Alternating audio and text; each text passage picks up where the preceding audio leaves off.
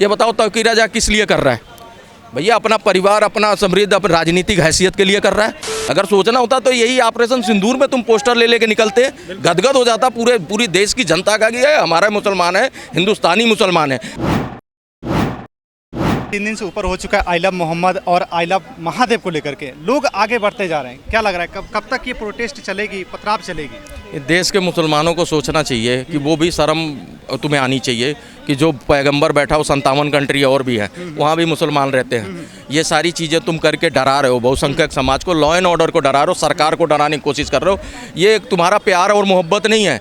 तुम्हारा प्यार मोहब्बत होता है दिलों में होता है। अपने घर में करो इबादत, अपने इबादत गाहों में करो। आप अपने मस्जिदों में 5 टाइम करते हो, बहुसंख्यक समाज कहाँ रोकता है? लेकिन अब तुम रोड पे बिना परमिशन के पूरा भीड़ तंत्र लेके आगजनी करो, सरकार की संपत्ति को और बहुसंख्यक को डराओ जो और समाज के लोग रहते हैं, तो उनके दिलों में तुम्हारे लिए नफरत हो रही है। और तुम अगर बड़ा मोहब्बत भी दिखा दोगे तो तुम भैया रहना तो बहुसंख्यक के साथ ही है, तुम्हें इस देश में ही रहना है।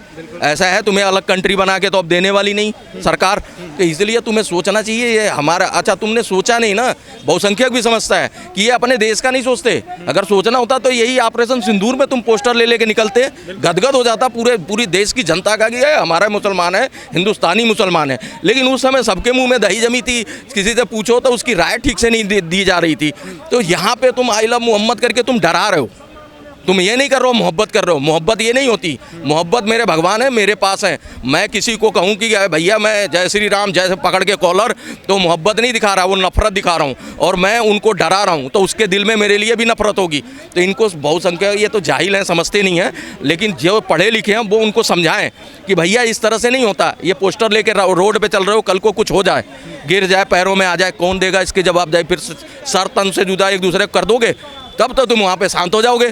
तो हमें भी सब दिख रहा है कि ये कौन सी नौटंकी इस देश में चला रहे हो तुम। और जो ये मौलाना जो भड़काऊं, जिनके बच्चे विदेशों में पढ़ते हैं और वो आप दूसरों के बच्चों को आगजनी में झोंक रहे हैं, उन मौलानाओं से दूर रहो। इस तरह की मस्जिदों में जो ये तकरीरें करके तुम्हें भड़का के रोडों पे लाते हैं, भैया तुम अपनी हानि, कल को NSA लगेगा, कल को तुम लंबा अंदर जाओगे तो तुम्हें भुगतना है। सरकार को मजबूर मत करो कि सरकार का डंडा चले और उसके बाद तुम्हारे साथ मोटा हानि हो जाए, कि तुम्हें लगे कि हाँ 50-100 लोग मेन चले गए अंदर। इस तरह की चीज़ें ना करो, सरकार मजबूर हो जाएगी करने पे। क्यों? बहुसंख्यक भी अब एक्शन का रिएक्शन देता, वो नहीं रहा। आज तक तुम जब तक तुम ये चलाते रहे, बहुसंख्यक समाज ने कभी नहीं बोला। लेकिन आज तुम्हें अगर वो बता रहा है ना, तो तुम्हें वो समझा रहा है। यही हुआ था म्यांमार में, बिराथू ने एक बार ही आह्वान किया और वहाँ की जनता जब उठी ना, रोडों पे आ गई, और जब गाड़ी और तुम्हारे बिजनेस ठप हो गए, मार के भगाने लगी, म्यांमार खाली करा लिया था मुसलमानों से। क्योंकि वहाँ भी अगर तुम सही से रहते हो तो शांति प्रिय लोग थे, उनकी नाक में नकेल कर रहे थे। इसीलिए पूरे विश्व में यह मुहिम चलाई जा रही घुसपैठिया। और घुसपैठिया जानते हो किसको कहते हैं? मुस्लिम को ही कहते हैं। बांग्लादेश में नहीं घुसेगा पाकिस्तानी, पाकिस्तान और बांग्लादेशी पाकिस्तान में नहीं घुसेगा, हिंदुस्तान में घुसने के फिराक में रहता है। क्यों घुसते हो तुम? तुम्हें गैर उसमें जाना है। तुम्हें अगर नागरिकता लेनी हो, अभी मुस्लिम कंट्री एक नहीं देगी, समझ रहे हो? तो तुम्हें समझना चाहिए इसी बहुसंख्यक के साथ रहना। और इसकी नाक में अगर तुम दम कर दोगे तो ये बहुसंख्यक समाज कल को रोडों पे उतर गया ना, तो तुम्हें भागते हुए जगह नहीं मिलेगी। क्या लगता है मतलब कि आई लव मोहम्मद के आड़ में कुछ राजनीतिक मुद्दा? अरे बहुत तगड़ा झोल चल रहा है यार। आई लव मोहम्मद का क्या है मतलब? आई लव महादेव का क्या मतलब? आई लव महादेव मेरे दिल में है। मैं आई लव महादेव के लिए वहाँ जाता हूँ। तुम भी हज यात्रा करते हो, तुम भी इबादत गाहों मस्जिदों में जाते हो, उनको याद करते हो। ये जगहें किस लिए बनाई गई हैं? ये रोड थोड़ी बनाए गए हैं या शहर बनाया गया है? बिना SDM के, बिना वहाँ के प्रशासन के परमिशन के भीड़ लेके मस्जिद से सीधा निकल जाओ और उसके बाद कोई रोके तो पत्थरबाजी करने लगो, फिर गाड़ियाँ फूंक दो और फिर बहुसंख्यक समाज जहाँ रहता है उसको डराओ या कानून को तुम चैलेंज करो। तो इसके लिए नहीं है। और इस तरह की चीज़ें करोगे तो ठीक ठाक दवाई तुम्हारी होगी। जैसे ना ये इलाज हो रहा है और सरकार मजबूर हो रही है इलाज करने पर, और तुम मजबूर कर रहे हो कि मेरा इलाज करे, तो सरकार करेगी। अभी योगी बाबा ने किया है ना यूपी में, उनको भूल गए थे वो मौलाना साहब कि यहाँ पे सरकार किसकी है। वो लप्पो चप्पो वाली सरकार नहीं है कि जो तुम्हें रोस्टेड बातें करके और तुम्हें हल्की धारा लगा के, बाबा ने अंदर किया है ना, कह रहे हैं NSA भी लगेगा। तो ऐसे ही 4-5 बड़े मौलाना गए अंदर कि तुम्हारी हेकड़ी गायब हो जाएगी। और ये जो 10-12-15 मौलाना घूम रहे हैं ना, एक दूसरे को समर्थन करते फिर रहे हैं, ये चाहते हैं सरकार को कि सरकार को वो दिखाना चाहते हैं कि देखो हमारी ताकत क्या है, हम एक इकट्ठा होकर रोड पे आ रहे हैं। ये बहुसंख्यक को भी डरा रहे हैं।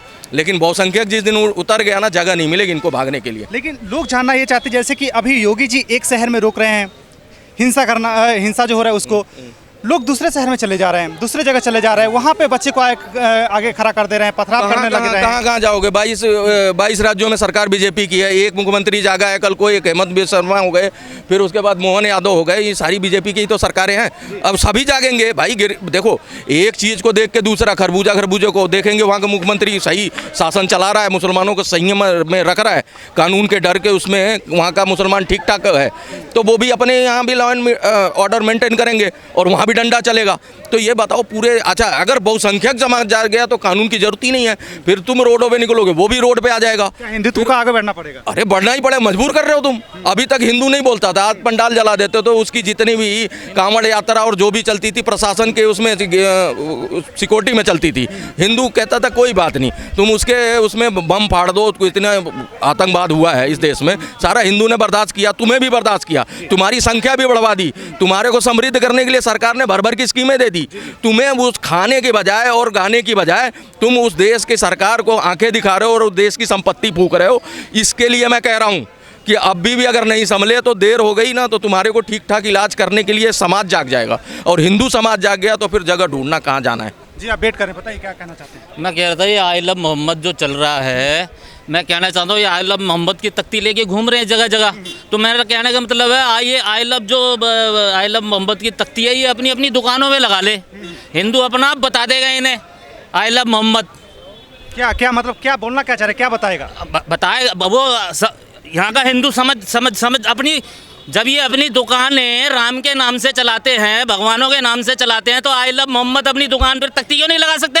लगा लो ना आगे तख्ती, फिर हिंदू अपना बता देगा कहाँ से सामान खरीदना, कहाँ से नहीं खरीदना, कहाँ से खाना है, कहाँ से नहीं खाना। बड़ी बढ़िया बात याद दिलाई मेरे को। मैं ये पूछना चाहता हूँ, मान लो लाखों की संख्या में तख्तियों पे लिख लो दिल बना के मोहम्मद, और कल को जैसे हमारे भगवानों की फ़ोटो हम तो ले जाते हैं नदी में प्रवाह कर देते हैं, जब खराब हो जाती, पुरानी हो जाती हैं, उनका कोई काम नहीं होता, खंडित हो जाती हैं या नहीं भी होती हैं, तुम क्या करोगे? उसका कहाँ ले जाओगे?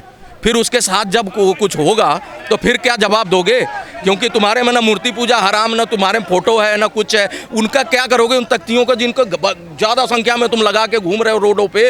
वो तख्तियाँ जब बेकार होंगी, उस पर लिखा होगा, उनका क्या होगा? ये जवाब देगा ये? क्यों ये जाहिल ये पूछेंगे नहीं अपने मौलानाओं से कि ये लिखवा तो हमसे रहे हो, लेकिन इसका करेंगे क्या हम बाद में? मान लो आज तुम 2 महीने इसका लेके घूम लो, ठीक है, 2 महीने बाद फिर क्या करोगे? उसको घरों में रखोगे? इतनी जगह है तुम्हारे पास? या तुम उसको कितना रख लोगे?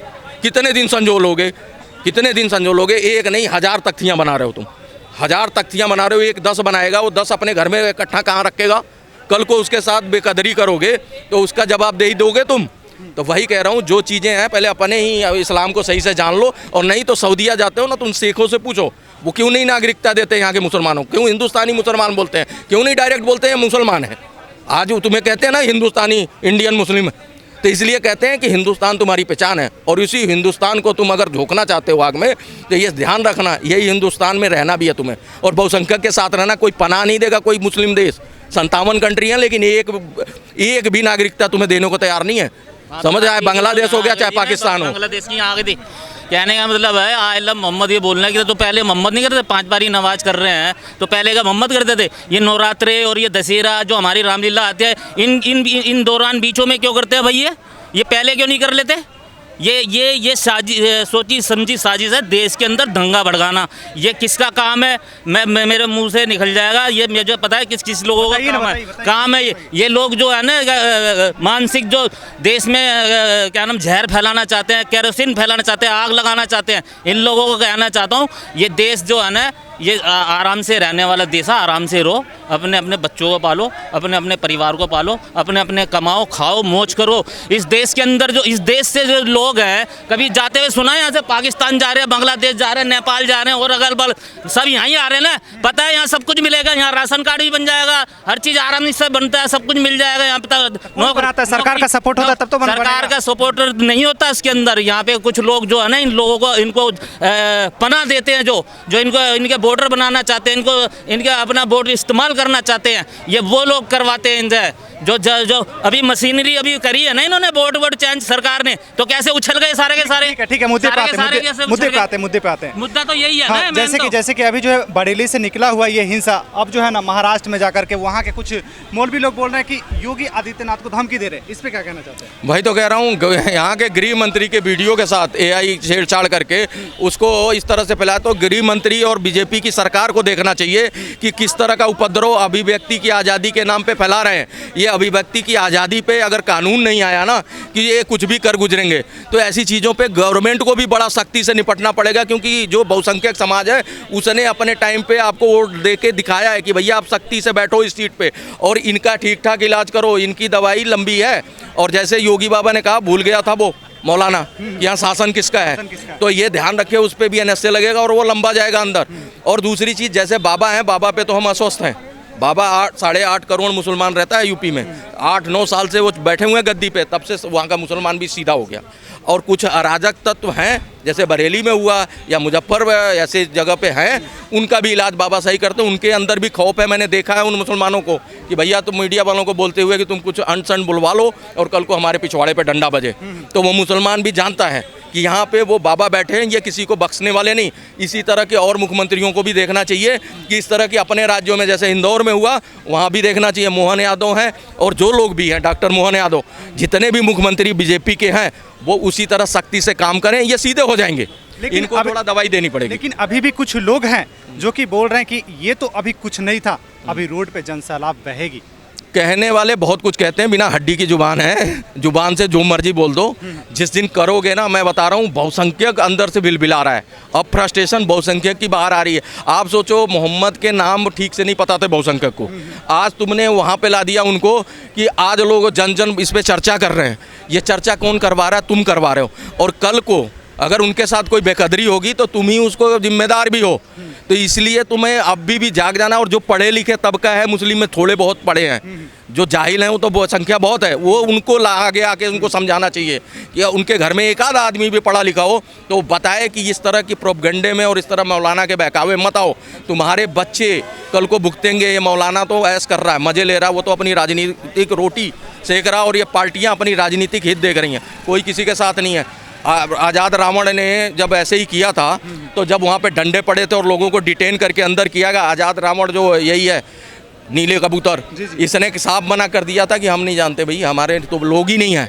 तो ये चीज़ समझना, ये लोग अपने लिए काम कर रहे हैं और आपको इस्तेमाल टूल की तरह कर रहे हैं। आप कमा खा रहे हो, सरकार सही से आपको राशन दे रही है, हर स्कीमें 150 स्कीमें आप तक पहुँच रही हैं, आप समृद्ध हो रहे हो। तो आप अपने बच्चों को पढ़ाने में ध्यान दो, इन चीज़ों में मत घुसेड़ो। इस चीज़ों में घुसेड़ोगे वो कल को उसकी भी औलादें ऐसे ही होंगी और फिर भगाए जाओगे जगह जगह से। फिर ये चीज़ें कल को जैसे वहाँ पे हुआ था, क्या नाम, म्यांमार में, हिंदुस्तान में ना हो। अब भी जाग जाओ और जितने लोग आई लव मोहम्मद करके रोडों पे घूम रहे हो वो अपने घरों में लो, किसी को कोई आपत्ति नहीं है इस देश में। क्या लग रहा है 2-4 लोग ही ये सब चीज़ करवा रहे हैं? अरे भाई कुछ लोग हैं, बड़े मुट्ठी भर चंद लोग। एक बात बोलूं, झूठ प्रोपगेंडा अगर आप चलाओगे ना, 10 रास्ते उसके आ जाएंगे, 10 लोगों तक पहुंच जाएंगे। एक सच बात बोलोगे, एक आदमी की भी समझ में नहीं आएगा।